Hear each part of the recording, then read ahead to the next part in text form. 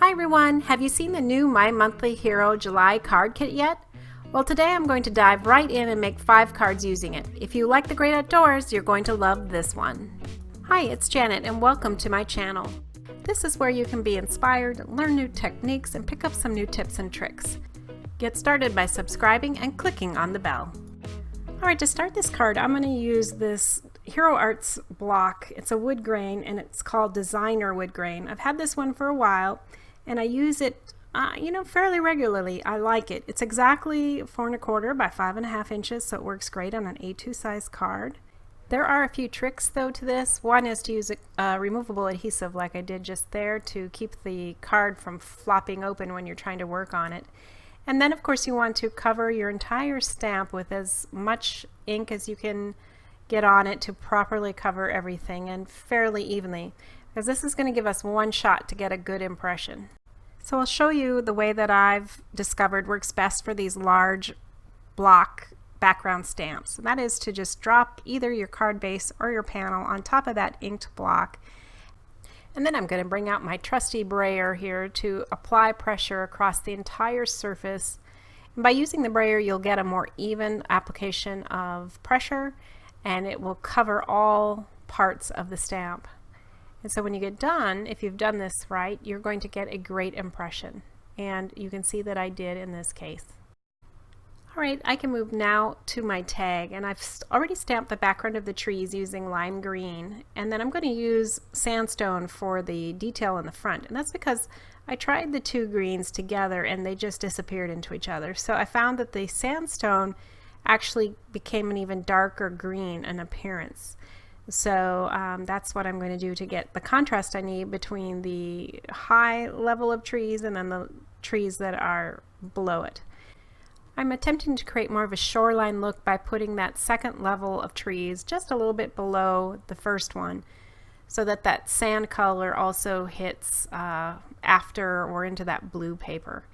And it isn't that these greens don't work together, it's just that on the blue paper they disappeared into each other. So if you were to do this on white, of course that wouldn't be an issue.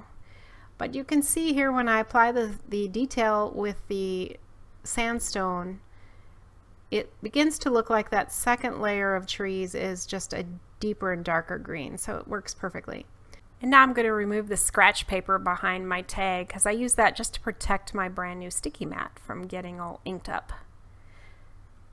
Now next I'm going to lay out the pieces that I need to stamp next, and I want to make the fisherman the focal point of this tag, but I also want to take advantage of those lovely ripples that came in the kit for water. It really is a nice little touch. And so I'm just going to figure out where to lay those, and then I will go ahead and do the blue ripples first. And I did it, I don't know, maybe 2-3 times. And you can see here how well the blue that came in the kit stamps on that dark blue paper. Now I'm going to use the darkest brown called Cocoa, and I'm going to use that for the fish, the little birds, and the fisherman. Now usually I would say I would use black, but since the brown came in the kit and the brown colors work very well with the theme of being outdoors and everything, I've pretty much stuck to using that dark brown instead of black. So my tag turned out pretty well, and I thought that it would benefit from a little bit more interest and texture, so I decided to try one of the raffia pieces of ribbon that came wrapped around this month's kit. And so you'll see me just working on that. Obviously when I first tied it, the bow was way too big, but I do work on getting it a bit smaller, and then I'll go ahead and trim the long tails that are left so that it's just a little bit. I'm not completely finished with this tag yet, but for now I'm going to set it aside and bring back the card base. And the first thing I'll do is rub out the removable adhesive that I put in right before I stamp the front of the card base. And that comes out real nice and clean. And then off camera I wanted to show you that I stamped the sentiment, "It's your birthday, relax and enjoy," with the cocoa, and then I applied the clear embossing powder over the top from Hero Arts, and that gives you a nice shiny brown sentiment. I find that I just use very little colored embossing powder. I just use the ink for the color and apply clear over the top, and that way I don't have to mess with all those different colored powders, you know, roaming around on my workspace or my card base. And also it's a lot less expensive and it takes less room that way. So I do like the concept of just using a lot of clear embossing powder actually. Now of course I'm going to trim the sentiment just a little bit off because it was a bit too long, but I did that on purpose, and that's another tip I'm going to give you, is that I prefer anyway to have the sentiments be a little long and trim off the excess, and that way they go from card side to side and make a nice clean look. Now I decided to put a little bit more raffia ribbon in here, and I'm going to trim it a bit shorter. And I'll also point out that I didn't trim these the same height, and that's on purpose. You want to give it a little bit more interest to the eye, and that helps with that. Now I have put double-sided foam tape and secured my ribbon around it using that foam tape, and then I can place it on my card base. And that really is all there is to this card, and I really like how it turned out. Here's a close-up of it. For card number 2, I'm going to use this Waves background from Hero Arts. It's a cling that I also had in my stash, and since it's a cling I can use my Misty and I don't need to use the block and brayer method. So I'm going to cover that really well with the blue ink that came in the kit and stamp this a few times until I get it the way I want. Now I'm going to work on the dock, and I've already pre-stamped the background or the solid part of the dock with the lighter sandstone. And now I'm going to use the dark cocoa and put in the details of the boards using the layering stamp. And so these layer stamps are really easy to use. They line up really well. If it's a little off, it doesn't seem to really matter so much because these are not precise drawings to begin with. And you can see here my result was really nice. And as the ink dried, everything kind of lightened up a little too.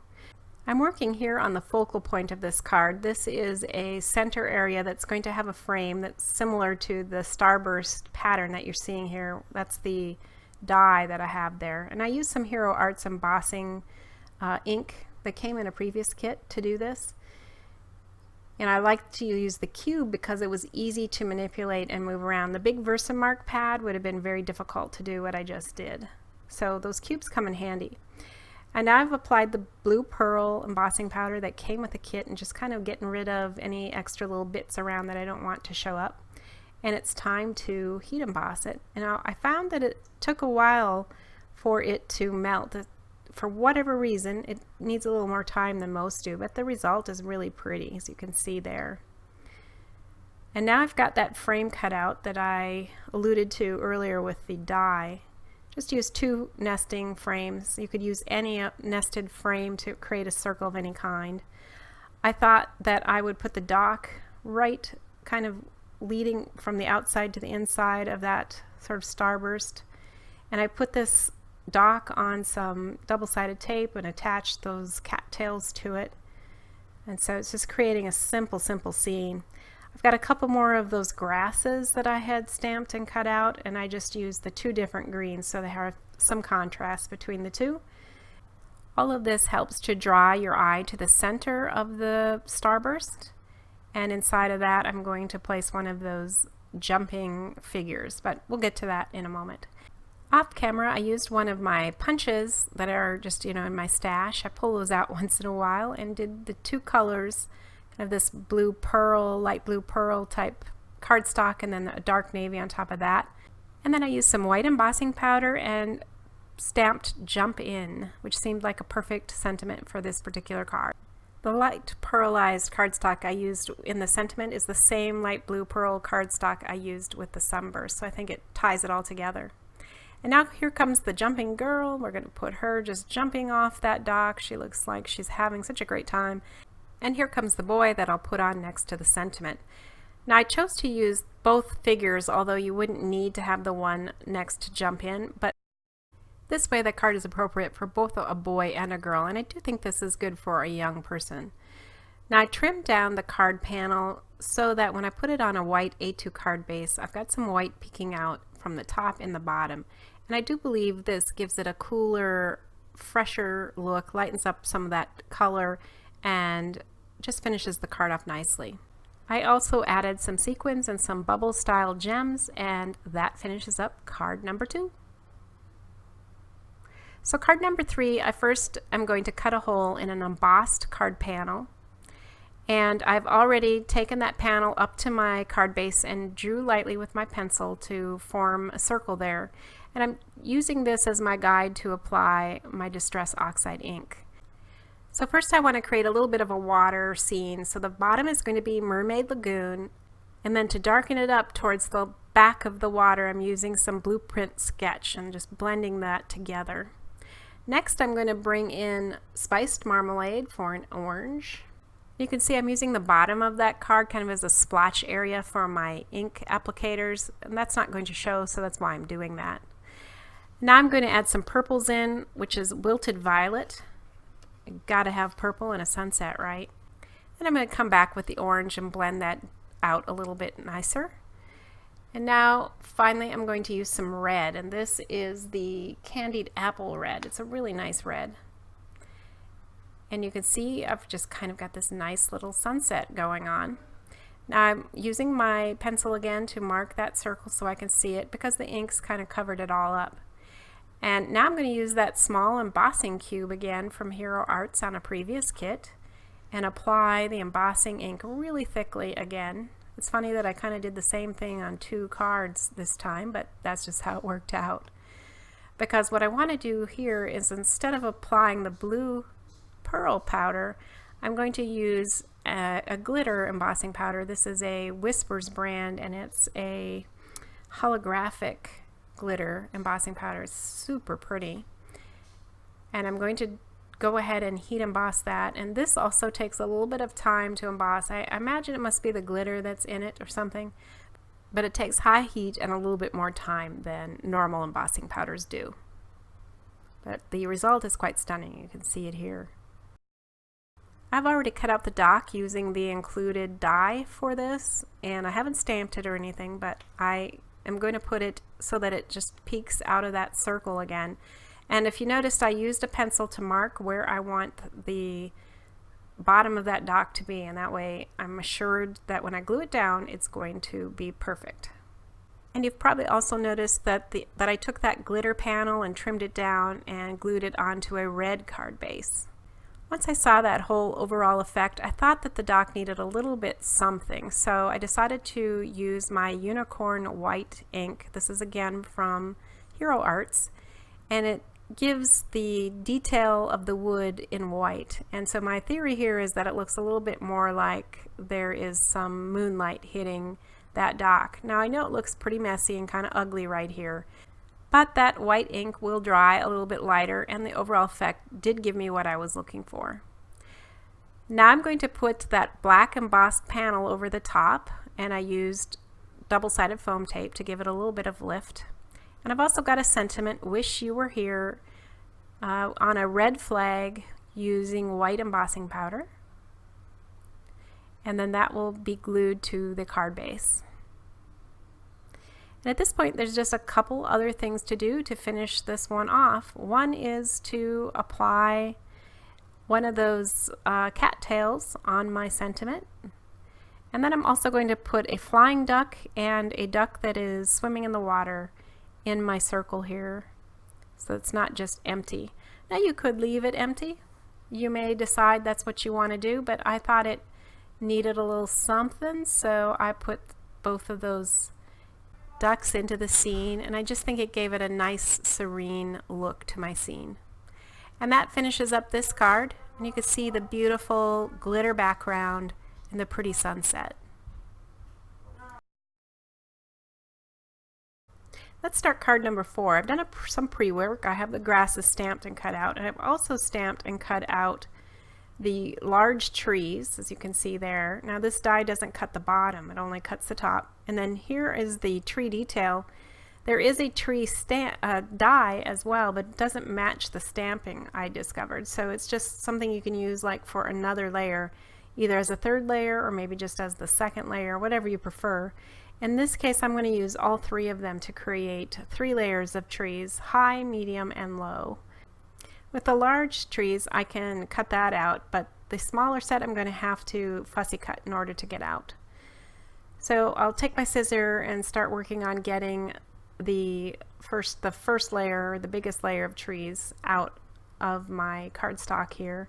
And then I'm going to fussy cut, like I said, that light green, that lime green colored tree background. And here's the smallest layer of trees, and I'll trim all that out. This is the card panel that I started, and I've only used the detail of the dock here, just to kind of get a rougher, more organic look. I also used the little ripples that come in the kit for the water, and now I'm going to put some clouds in using a cloud template that I have. And you usually use white and use a light blue or different blues to create a sky, but this time I'm going to use it on dark blue paper and just use white unicorn ink to create the puffy white clouds. So you get a similar effect. It does look a little bit different, but the end result is very much the same. It is a nice, just something different to do, I think, to use the white on blue rather than blue on white, if that makes sense. And the finished look is really nice. By using a template like this, you can create your own, or you can purchase them. This was one that I purchased from eBay. I'll put the link in the video description. I'm not sure if it's still available or not, but I will certainly put it there if it is. And this is a look at it once all the clouds were put in. Next, I'm going to work on a panel that's going to go kind of in the middle of my card. I'm going to use the green cardstock that came in the kit, and I'm going to ink it up really well with the dark green ink, and this will give it a little bit more definition without having to put a piece of cardstock underneath it. And then I'm going to start building up my tree scene. So here goes the largest trees, and in this case I kind of like that white border around it. It helps give it some definition from that dark green plain panel of cardstock. And then next we're going to put the medium height trees in. Again, that's just using glue. And then last I'm going to insert the cardstock trees. And so this way we get, again, the three layers of trees. I like that look. I then took some of that raffia ribbon and used both colors to wrap around this panel. Made a simple knot, and I'll just trim the edges down so it's not a super long piece of ribbon coming off the edges. And there it is, ready to go on my card. So I'm just going to apply again art glitter glue to the back of this and apply it so that it is kind of in between my clouds and my water. It gives you that illusion that you're looking out there, seeing these beautiful trees with puffy, beautiful clouds behind. And then I decided I needed a little bit of color in that dock, so I took out my Spectrum Noir markers. The color is TN3, and I just filled in. It's a little bit lighter color than the sandstone ink. It's just got a different tone, I would say. And it looks really dark again here on screen, but all alcohol ink dries a bit lighter, and it did as well. And it created some nice contrast for the dock. I think you'll see that in my close-ups. Now I've put on the sentiment, Life is Better, on the lake, and used the little fish again and that duck. All I need now is to cut this down just a hair so that the brown card base shows again at the top and bottom. I put on some fun foam in between the card base and the card panel just to give it more lift, and with that this card is complete. I love the colors and the feeling of being at the lake in this card. So it's time to start number 5, and I've got a picture here that I'm going to use for my inspiration. I want to create kind of that Northern Lights look, and I'm using black soot, blueprint sketch, and wilted violet for these colors.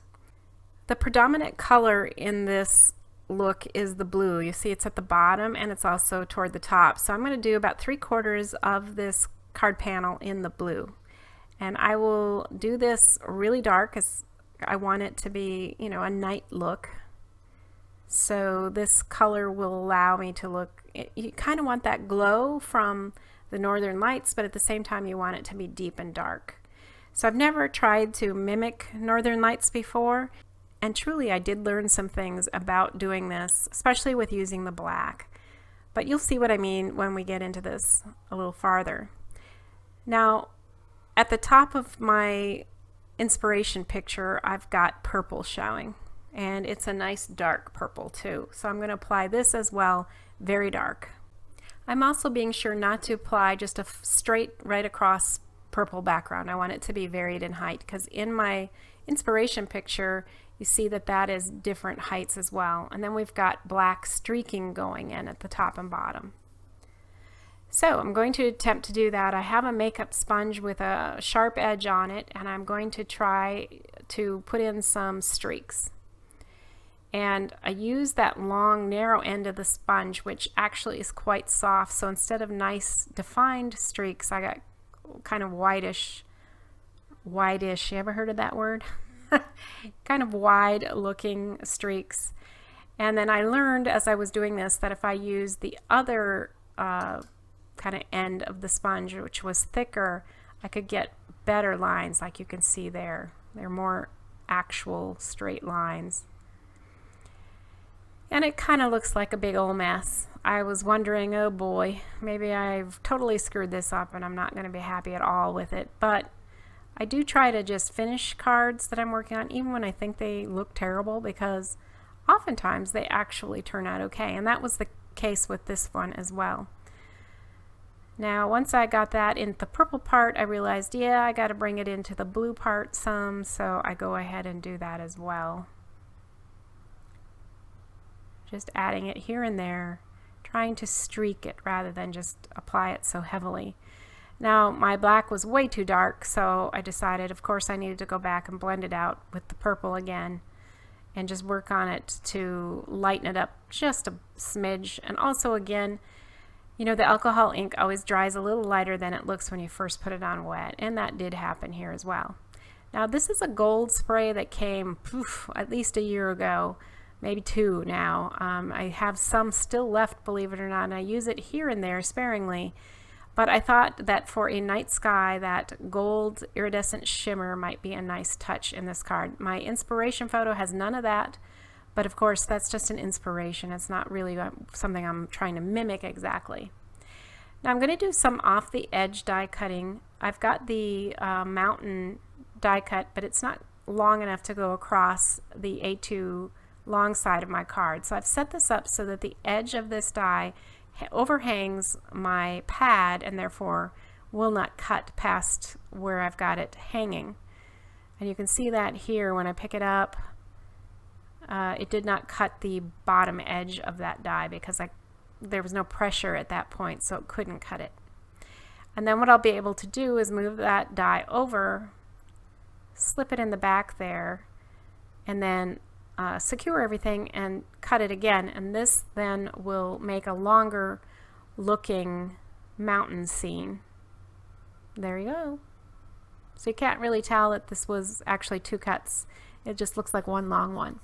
Now I had a similar issue with the die that embosses and cuts like the lower hills of the mountain area. So I did the same thing. I cut it the first time, and then I'm going to overhang it again the second time, and this way I will get that nice long scene as opposed to being stuck with the shorter one. Now you could just cut 2 of these and then overlap them. That would work too. I just thought it'd be cool to show you the over the edge die cutting technique and also make these mountains and hills just one large piece. Now on this one I did have to trim it just a little bit to make it look right. If I'd practiced this I probably could have gotten it perfectly, but I didn't. This was a one-take attempt. And so by trimming it down it looks just fine. I really can't tell there's anything odd with it at all.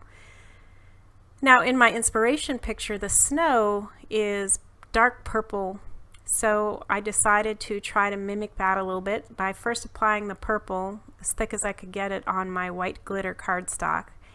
The hope was that the glitter would shine through the color, and it does a little bit. It's very muted, which I guess really is probably a good thing. And then I'm going to apply the black soot over the top of it, and it looks smeary and weird here, but by the time I'm done with it, it's pretty evenly applied. And this really darkens up that purple color the way that I wanted it to be. I really actually would like a darker purple to be working with, but this is the darkest purple that I have. and so I'm making it work. And now I need to put some black and also some purple streaks into the water, so it's like the reflection from the sky. So I first start by putting in some of the black streaks, and you can see I did a little better job this time. I was learning a little bit, and I think if I did it again I would do even much better. So I just got the black in first, didn't blend it out or anything, just to make sure I had it about the right height and that it looked right, which I think it did. But I'm still going to extend the black out a little bit by blending it and extending it just a bit, and then I'll put some of the purple in, or that lilac, in as well. And that's a really cool touch. When you start putting in that lilac streak, it looks neat. I really was pleased with it. So just soften up those lines a little bit, and then make sure that they are in the right place and you don't need to extend them. And then once that's correct, we can just go ahead and start applying the mountains. So here's the big black mountains in the background. Then here's my snow, that dark purple snow. And guys, this is by no means anywhere as beautiful as my inspiration picture, but it did help me get some ideas about what I needed to do to create this purple and blue Northern Lights kind of look. I decided to put some 3D snow on my scene. So this is a snow marker from Marvi Yoshida, and it works really well. The idea is you're supposed to put it right onto your project, but I have found that that's a bad idea. I let the ink kind of run on another piece of paper, a scrap piece of paper, and then I dip this applicator into it and then apply it where I want. This way I have a lot more control about where it goes and how much goes on. And you can see it puff up there on that black.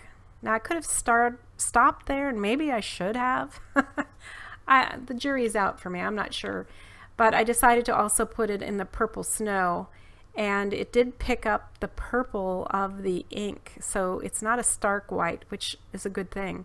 That finished off the card. Now I just put a trimmed piece of black cardstock behind this so that you just had 1/8 of an inch all the way around, and then I'll go ahead and apply a layer of fun foam on this panel and put it on a really pretty purple card base.